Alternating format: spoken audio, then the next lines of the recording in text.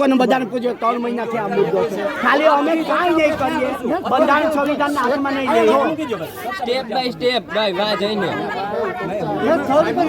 Step by step Rahul સાહેબ નહીં અમે ન્યાય ઉડી જ્યાં સોલ્યુશન નહીં થાય સાહેબ સ્ટેપ બાય સ્ટેપ બધી સ્ટેપ બાય સ્ટેપ હાલશે વાહ જઈને વાત કરશું આપણે સાહેબ તો આયા બે છે રસ્તો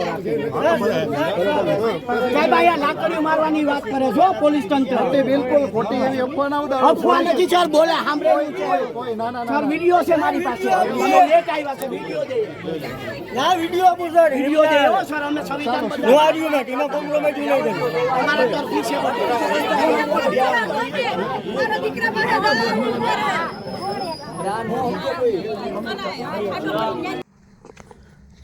નમસ્કાર, તમે જોઈ રહ્યા છો મારો વાત ન્યૂઝ।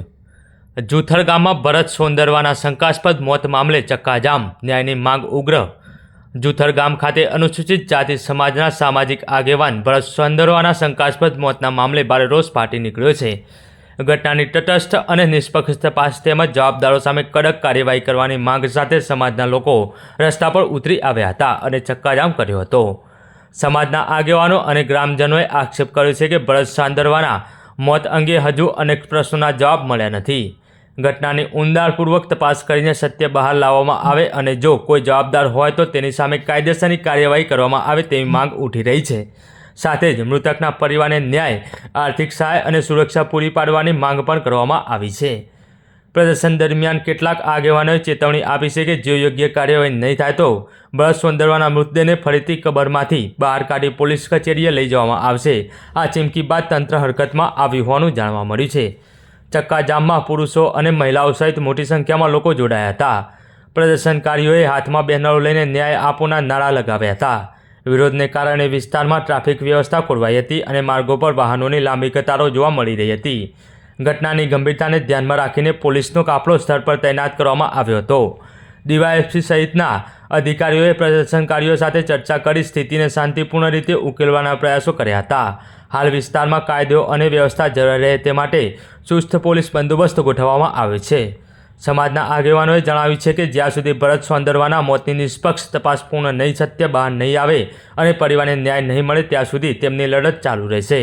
સમગ્ર પંથકમાં આ ઘટનાને લઈને ભારે ચર્ચા ચાલી રહી છે અને લોકો તપાસના પરિણામોની રાહ જોઈ રહ્યા છે।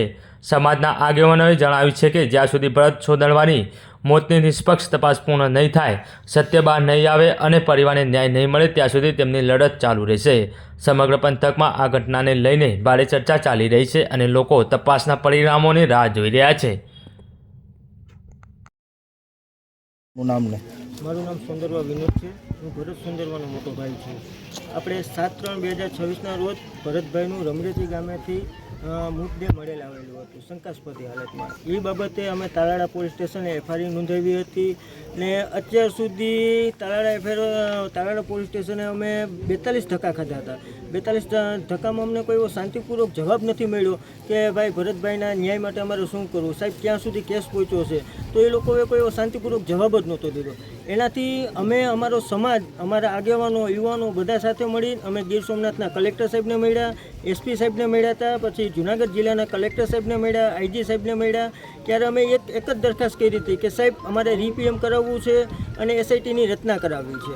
અમુક આગમી તારીખમાં સુધીમાં જો તમે કંઈ એક્શન નહીં લ્યો તો અમે અમારી રીતના અમારો સમાજ, અમારા આગેવાનો, યુવાનો તથા બધા બહેનો ભાઈઓ અમે બધા સાથે મળી ભરતભાઈની બોડી સમાધિમાંથી બહાર કાઢી અને અમે રીપીએમ માટે જામનગર લઈ જવાના હતા। એ તકે અમે પહેલી તારીખ આપી હતી કે 1/6/2026ના રોજે સવારે 10 વાગે અમે ભરતભાઈની બોડી કાઢી અને રીપીએમ માટે લઈ જવાના હતા। તો અત્યારે કાલ રાતનું અમે જોયું તો કાલ રાતનો અહીંયા બંદોબસ્ત મૂકી દીધો હતો। કોડિયાતર સાહેબ, ડીએસપી સાહેબ જે આપણે છે માંગરોળ તાલુકાના, એને અમને બોલાવ્યા એ કે વિનોદભાઈ આ અત્યારે કે હજી મંજૂરી નથી મળી તો તમે બોડી ના બહાર કાઢી શકો। હું કહું સાહેબ તમે અત્યાર સુધી ક્યાં શું એક્શન લીધું હતું? હું કહું અમે 2 મહિનાથી સખત તમને લોકોને આર્ગ્યુમેન્ટ કરતા હતા કે સાહેબ તમે કંઈક આમાં એક્શન લ્યો। હું કહું મારા મમ્મી પપ્પા હટાને આજના બીમાર છે અને કંઈ પણ વસ્તુ થશે તો એ જવાબદારી તમારી રહેશે। તો અત્યાર સુધી આઈજી સાહેબે, કલેક્ટર સાહેબે, ગીર સોમનાથના કલેક્ટર સાહેબે બધાએ મને એક જ વસ્તુ કીધું કે વિનોદભાઈ થઈ જશે પણ અત્યાર સુધી કોઈ તંત્રએ એક્શન નથી લીધું। આજે મારો સમાજ, અમારા યુવાનો, આગેવાનો બધા લોકો અમે સાથે ભેગા મળીને છે ત્યારે આજે એનું એક્શન લીધું કે અત્યારે જે એસઆઈટીની ટીમની રચના કરવાનું કીધું તો આજે એનું એસઆઈટીની ટીમની રચના કરી છે. એમાં આપણે કોરિયાતર સાહેબ ડીએસપી સાહેબ છે એને મેન ઇન્ચાર્જ તરીકે રાખ્યા છે, એક ગીર સોમનાથના સભ્ય ઇન્ચાર્જ છે અને એક આપણે વિસાવદરના ઇન્ચાર્જ તરીકે છે. હવે આપણે આગળ એ જોઈએ છે કે એસઆઈટીની ટીમ શું કરે છે કે ભાઈ આ ગુનો બહાર કાઢે છે તો હજી રહસ્યમંદ રહેવા દે છે. હું તો એક અપેક્ષા એવી જ રાખું છું કે આપણે કોરિયાતર સાહેબને એ જ કહેવા માંગુ કે સાહેબ વહેલા તકે આમાં જે આરોપી હોય એને બહાર અપાવો અને પ્રેસ કોન્ફરન્સ કરાવો સાહેબ. જય હિન્દ, જય ભારત.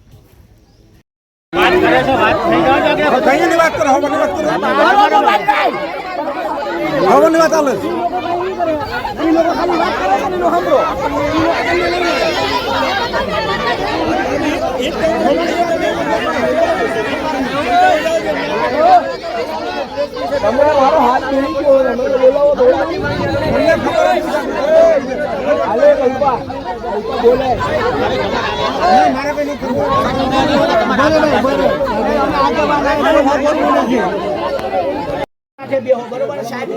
રોડ કાંઠે હું છે હમણાં બીજો રસ્તો લે કા સાહેબ અમે ઉભા નથી થવાના જ્યાં સુધી અમને અંદર લઈ જવા દે ત્યાં મરવું કુરબાન છે. બહુ જીવી લીધું સાહેબ.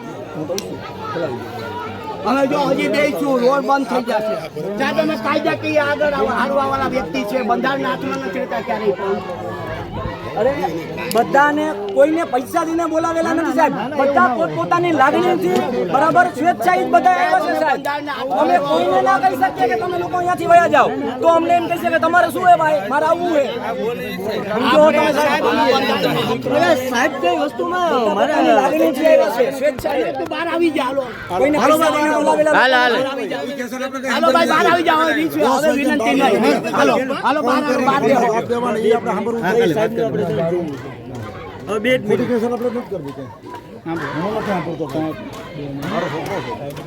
સાહેબ તમે કોઈ ભાષામાં કોઈ લેંગ્વેજમાં નથી સમજતા. હવે મારે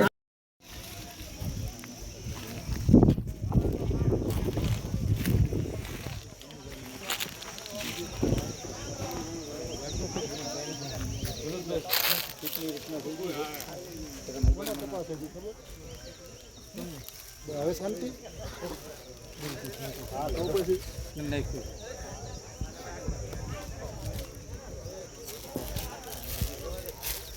હવે તમારે કશું ક્યાંય જવાની જરૂર નથી.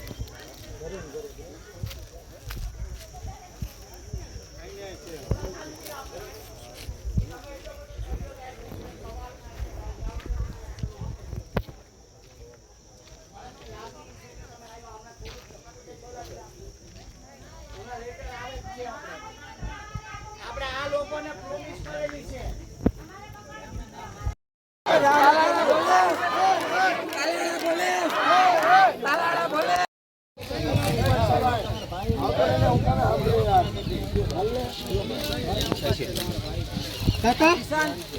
ભાઈ આપણે અહીંયા પ્રોમિસ કરેલી છે, યાદ રાખજો. એક બાજુ જ રહેવાનું છે બધાએ. ડીવાયએસપી કોરિયાતર સાહેબ છે એનાઉન્સમેન્ટ છે. હમણાં કોફીન આવે છે, આપણે બોડીનું મંગાવ્યું સારા ધોરણ મુજબ એનાઉન્સમેન્ટ કરશે. પછી એના મમ્મી પપ્પા છે એમની સાથે ભાઈ સાથે વાત મૂકીશું અને પછી સમાજને વાત મૂકીશું. તમને બધાને યોગ્ય લાગે તો યસ કરીને આપણે વાતને પૂર્ણ કરીશું. બરાબર મુદ્દો અમને તમે શાંતિ જો જાવ હોય સાહેબ કે આપણે તમામ આગેવાનો છે, 5 આગેવાન નહીં. હું આગેવાન નથી, હું તમારા મનો એક છું. જોતા બધા આગેવાન અહીંયા જેટલા હાજર છે બધા આગેવાન. આંબે ઓલી બાજુ વયા જાઓ.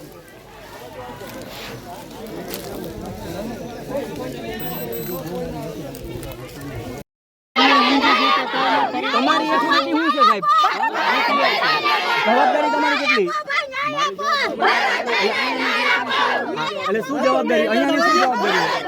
બોડી બરાબર ના નીકળે એ જવાબદારી તમારી છે, બરાબર. અમારે ક્યાં જવું એ જવાબદારી અમારી છે સાહેબ. અમારે જવા તો દેવા પડશે.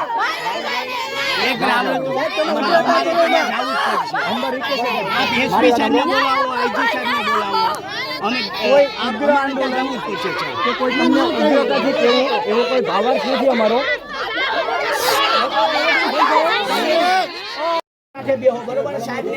રોડ કાંઠે હું છે હમણાં બીજો રસ્તો લે કા સાહેબ અમે ઉભા નથી થવાના જ્યાં સુધી અમને અંદર લઈ જવા દે ત્યાં. મરવું કુરબાન છે. બહુ જીવી લીધું સાહેબ. હવે જો હજી દઈશું રોડ બંધ થઈ જશે ત્યાં તમે કાયદાકીય આગળ હારવા વાળા વ્યક્તિ છે બંધારણના હાથમાં નથી રહેતા ક્યારેય પણ અરે બધાને કોઈને પૈસા દઈને બોલાવેલા નથી સાહેબ, બધા પોતપોતાની લાગણીથી બરાબર સ્વેચ્છાએ બધા આવ્યા છે સાહેબ. અમે કોઈને ના કહી શકીએ કે તમે લોકો અહીંયાથી વયા જાઓ, તો અમને એમ કહેશે કે તમારે શું હે ભાઈ, મારે આવવું હે. સમજો તમે સાહેબ, સાહેબ કઈ વસ્તુમાં મારે લાગણીથી આવ્યા છે સ્વેચ્છાએ. તું બહાર આવી જા હાલો કોઈને પૈસા દઈને બોલાવેલા હાલ હાલ હાલો ભાઈ બહાર આવી જાઓ હવે વિનંતી નહીં હાલો હાલો બહાર બેહો હવે બે જ મિનિટ